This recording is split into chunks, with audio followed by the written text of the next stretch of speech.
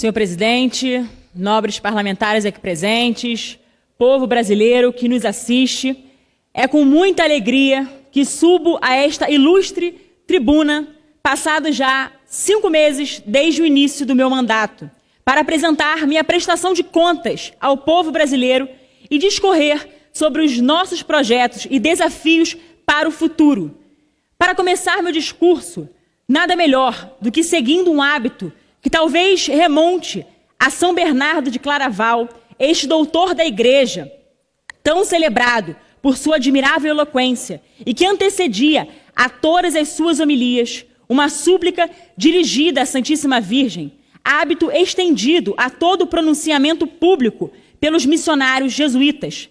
Nada melhor, eu dizia, do que participando dos méritos de tão salutar tradição e unindo-me a todos os católicos do Brasil, em sua devoção mariana, rezar uma Ave Maria. Ave Maria, cheia de graça, o Senhor é convosco. Bendita sois vós entre as mulheres, bendito é o fruto do vosso ventre, Jesus. Santa Maria, Mãe de Deus, rogai por nós, pecadores, agora e na hora de nossa morte. Amém. Ao contrário do que muitos pensam, pouco existe de gosto ou preferência na descoberta de uma vocação. Ela se dá no momento em que a situação concreta exige de nós uma resposta enérgica e decidida. Um sacrifício do qual mais ninguém é capaz, ou pelo menos ninguém está disposto a oferecer.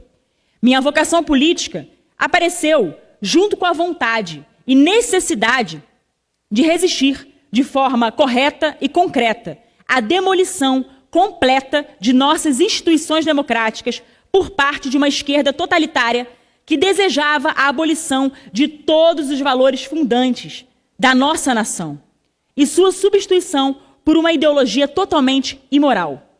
Felizmente, meus anseios acompanhavam não somente os dos meus queridos eleitores, que confiaram em minhas propostas e me confiaram o voto, mas refletiam uma revolta geral do povo brasileiro contra o PT e o projeto de poder tirânico do Foro de São Paulo. Deixamos nosso recado nas urnas e nas ruas.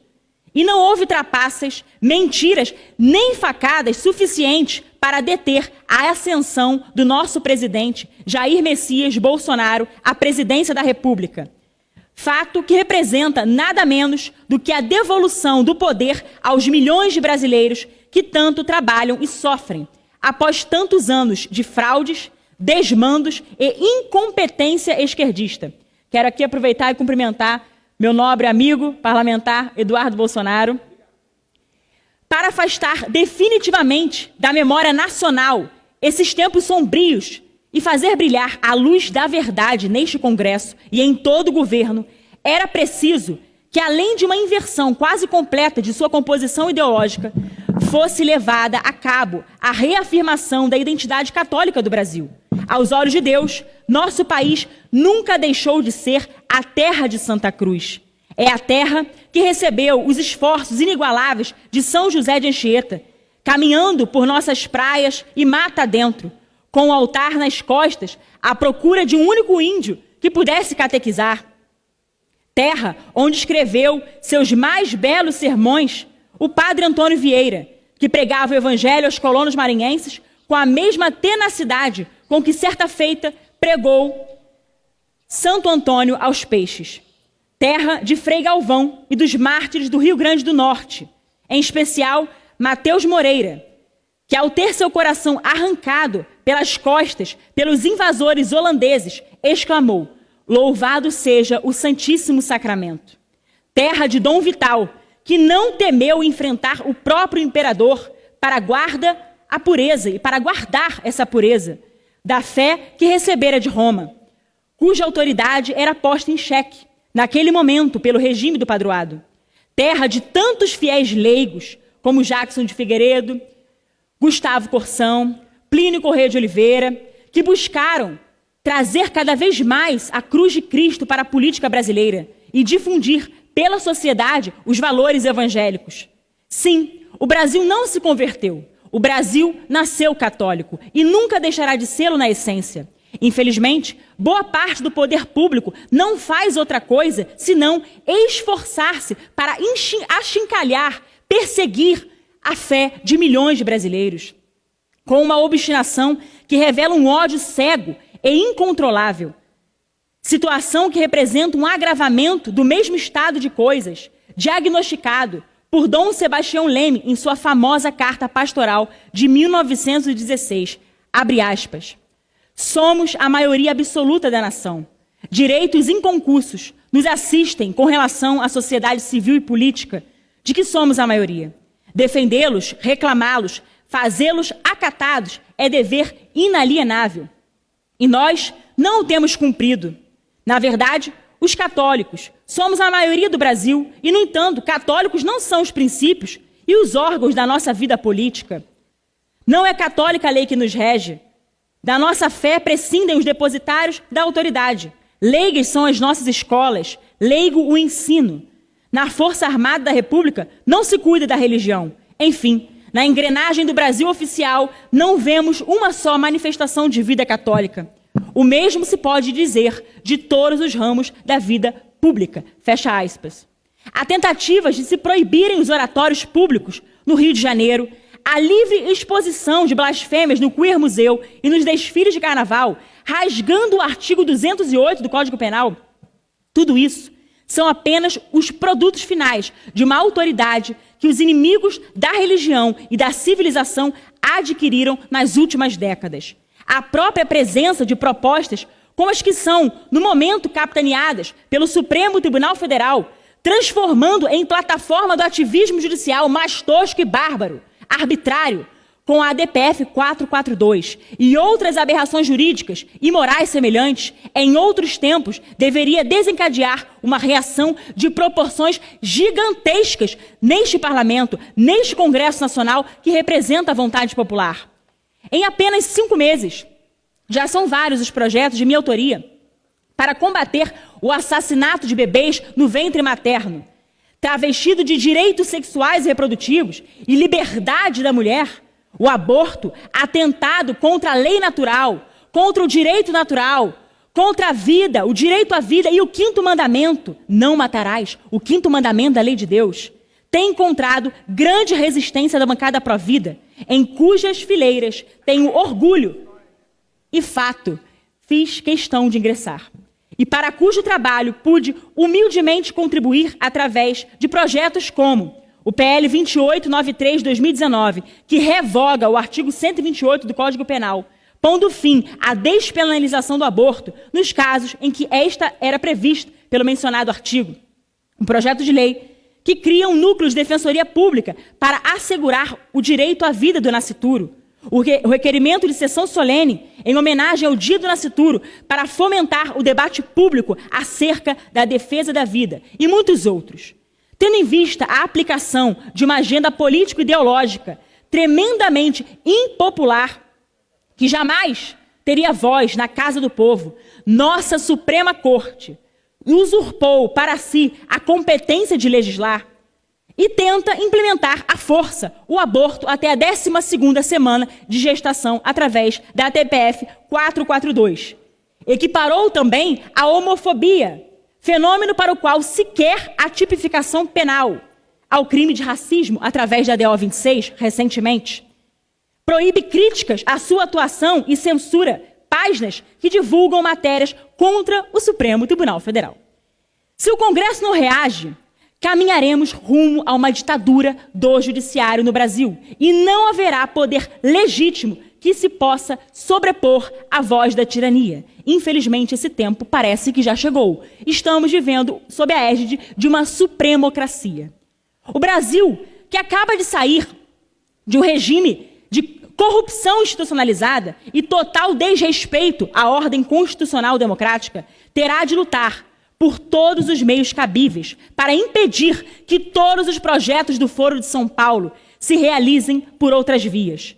Sobre este organismo, o Foro de São Paulo, é preciso dizer que durante mais de 20 anos, os rumos da política brasileira foram decididos em reuniões de uma assembleia de partidos de esquerda de toda a América Latina, que iam até às organizações clandestinas ligadas ao narcotráfico, a Farc, por exemplo, e grupos de sequestro, o MIR chileno, passando pelo Partido Comunista de Cuba, o Foro de São Paulo, que orientava a cúpula de todos os movimentos de esquerda do subcontinente, reúne em suas atas, apenas parcialmente disponíveis ao público, as decisões a serem tomadas por cada um de seus países membros, ferindo a soberania nacional de cada um e constituindo uma espécie de parlamento internacional não eleito que conspirou por tantos anos contra todo nosso interesse nacional. Por não ter personalidade jurídica, o Foro de São Paulo não presta contas ao público de sua movimentação financeira. Considerando as forças políticas que a compõem, torna-se altamente provável que o órgão seja mantido com verbas públicas desviadas pelos governos comunistas que dele participam. É o dinheiro da corrupção brasileira e latino-americana que parecem financiar o narcotráfico e as militâncias políticas esquerdistas. É por esses motivos e muitos outros que tenho recolhido, juntamente com outros amigos parlamentares, assinaturas na Câmara para a instauração de uma comissão parlamentar de inquérito sobre as atividades do Foro de São Paulo, tão solenemente ignorado pela imprensa durante mais de uma década. Também tenho, neste mandato que Deus e o povo brasileiro me confiaram, lutado sempre ao lado do governo pelas reformas que este tem proposto para a recuperação econômica do país. Em 2018, o déficit do RGPS foi de 195,2 bilhões. O Brasil gasta hoje 13% do PIB com benefícios previdenciários, muito mais do que qualquer país com outra e com parecida estrutura demográfica similar à nossa. Segundo o relatório elaborado pelo Tesouro Nacional, gasta-se no país mais com proteção social do que uma média de 54 países. No momento crítico que nossa economia enfrenta, é preciso empenhar o máximo de esforços para equilibrar as contas públicas. A nova Previdência, que promete economizar cerca de R$1 trilhão nos próximos anos, é combatida por aqueles que trataram de desviar aproximadamente 8 trilhões dos cofres públicos. Ao contrário do que espalha a esquerda, a reforma proposta pelo governo não retirará nenhum direito do trabalhador brasileiro. Muito pelo contrário, será exigida a maior contribuição dos que recebem mais, e cada um será cobrado de acordo com as suas próprias capacidades. E hoje, finalmente, está acontecendo a votação do parecer da nova Previdência. E, se Deus quiser, será aprovado pelo bem do Brasil e do povo brasileiro. Sem prejuízo, também estou comprometida com outras reformas também tão importantes quanto reforma previdenciária, reforma tributária, reforma política. Tudo isso são matérias necessárias para o nosso Brasil, para nós voltarmos a crescer. É fundamental que nós entendamos isso. Que a prosperidade financeira seja acompanhada por uma recuperação da catolicidade de nossas instituições. A recente multiplicação de centros culturais católicos por todo o Brasil, congregados na Liga Cristo Rei, é um claro indício de que no seio da sociedade brasileira a fé católica está mais viva do que nunca. Representá-los é a tarefa urgente a que me propus. E aqui estou, no Congresso Nacional, para poder repetir a plenos pulmões o lema que marcou, quase 100 anos atrás, a heróica resistência em armas do movimento cristero no México, onde foram martirizados milhares de católicos pelo governo revolucionário maçônico de Plutarco Elias Calles. Viva Cristo Rei! Cristo deve reinar em nossos corações, em nossas famílias e na sociedade como um todo, e também na política. Santo Tomás de Aquino, maior de todos os teólogos e doutor comum da Igreja, define a lei como ordem ou prescrição da razão para o bem comum, promulgado por quem tem a seu cargo o cuidado da comunidade. Isso está previsto na Suma Teológica. Sendo o bem comum definido como objeto da política desde Aristóteles. Ora, não apenas este bem comum deve respeitar, numa democracia, os anseios e o sentimento religioso da maioria do povo brasileiro, como precisa de uma perspectiva filosófica responsável que reconheça o fim último do homem, que não é outro senão a contemplação de Deus na eternidade, propiciar as condições mais favoráveis para que este fim último se realize. Para que isso possa ocorrer, é fundamental que se resgate, no plano político também, aquilo que vem sendo resgatado no plano intelectual e da cultura em sentido mais amplo, a tradição. Grande ponto de apoio para qualquer civilização e no qual Igreja e Estado cooperam para a manutenção da ordem. A transmissão da cultura, pela estabilidade da língua e das instituições, segue a das grandes verdades evangélicas pela sucessão apostólica. Nas palavras de Jacques Bossuet, é essa sucessão que nenhuma heresia, nenhuma seita ou qualquer outra sociedade, a não ser a única Igreja de Deus, conseguiu alcançar. No plano institucional, a salvaguarda da tradição se dá pela defesa jurídica da lei natural e sua proteção contra qualquer novidade hermenêutica que busque desvirtuá-la. É por isso que me propus, desde o início, e mantenho meu compromisso, primeiro, de combater qualquer iniciativa ou projeto de lei abortista, ou que procure atacar a família e os valores cristãos da sociedade. Segundo, tornar mais rígido o combate ao tráfico de drogas por meio de um amparo legal aos policiais e combater qualquer iniciativa que vise descriminalizar o tráfico. Terceiro, assegurar o direito da família de educar seus próprios filhos e impedir a intromissão do Estado na educação moral e sexual através do respeito ao princípio da subsidiariedade. A família precede o Estado e o Estado precisa garantir e zelar, proteger as famílias. Quarto, elaborar leis de incentivo às casas pró-vida para promover um cuidado integral e digno das mães e dos bebês. Quinto, garantir a proteção integral do nascituro. Sexto, combater de forma aguerrida a corrupção. Enfim, estabelecidas as premissas com as quais pretendo continuar meu trabalho no curso de meu mandato, só me resta agradecer a Deus e ao povo fluminense pelo mandato que me foi confiado e pedir a nosso Senhor Jesus Cristo as graças necessárias para que todas as minhas ações nesta casa sejam para a sua maior honra e glória. Na pregação em que conclamo os cristãos a defenderem a Terra Santa, disse o mesmo São Bernardo, que mencionávamos no início do nosso discurso: que fazeis, soldados bravos? Que fazeis, servidores de Cristo? Abandonareis o Santo dos Santos?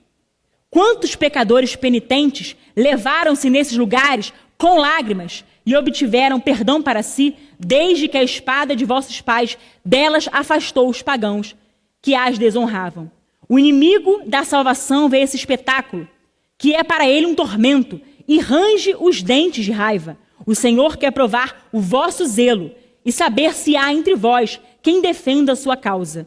Feliz o que se torna cruzado, feliz aquele que se apressa a tornar esse sinal salutar. Defendamos também nós, como novos cruzados, com as armas da virtude e da inteligência, nossa terra, que é santa apesar de todas as quedas, a terra de Santa Cruz. Que Cristo se lembre, uma vez mais, de nossa nação e que reine para sempre em nossos corações e no coração de todos os brasileiros. Agora eu quero fazer uma parte, quero permitir uma parte ao nosso querido deputado Eduardo Bolsonaro. Por favor, deputado. Agradeço a parte, deputada Cris. Enquanto Vossa Excelência fazia esse discurso, eu notei aqui, algumas pautas que vieram à cabeça, olhando para Vossa Excelência. Reforma da Previdência, parabéns, é a responsabilidade com as gerações futuras e o texto base acaba de ser aprovado na Comissão Especial por 36 votos a 13. Para o senhor ver, presidente, o 13 atrapalha até na hora da votação da reforma da Previdência. Combate às drogas, parabéns por se manter erguida, não se dobrar ao politicamente correto, estamos juntos nessa luta, pode ter certeza.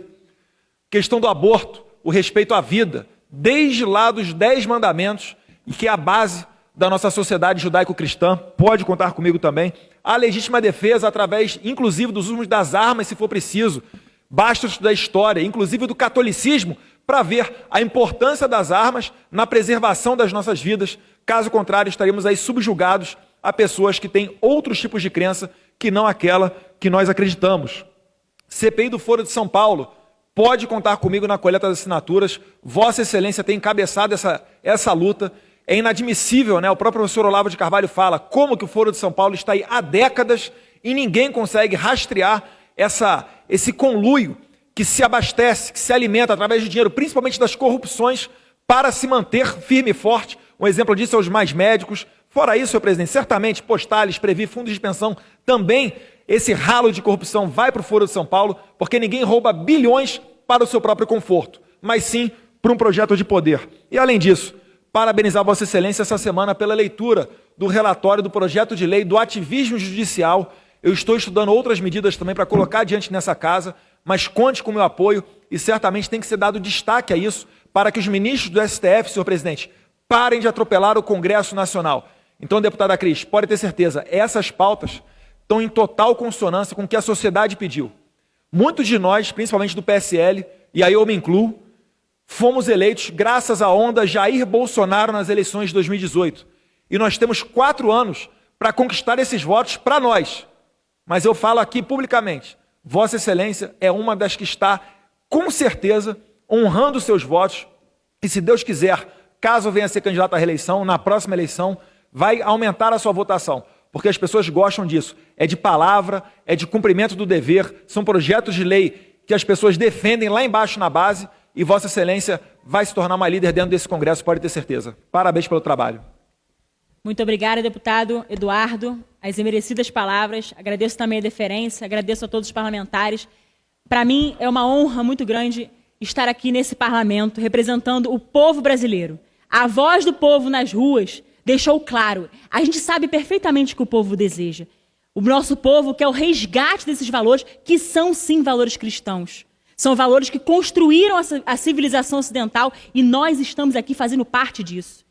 Através do resgate dos nossos valores, nós poderemos reerguer o nosso Brasil, que é terra de Santa Cruz. Por isso, deputado Bolsonaro, eu fico muito feliz também de ter lembrado a respeito da leitura de ontem, do relatório do PL 4754, que particularmente eu julgo um dos projetos mais importantes, na minha legislatura pelo menos, porque criminaliza o ativismo judicial, tipifica como crime de responsabilidade a usurpação de competência que tem reiteradamente levado a efeito os ministros do Supremo Tribunal Federal.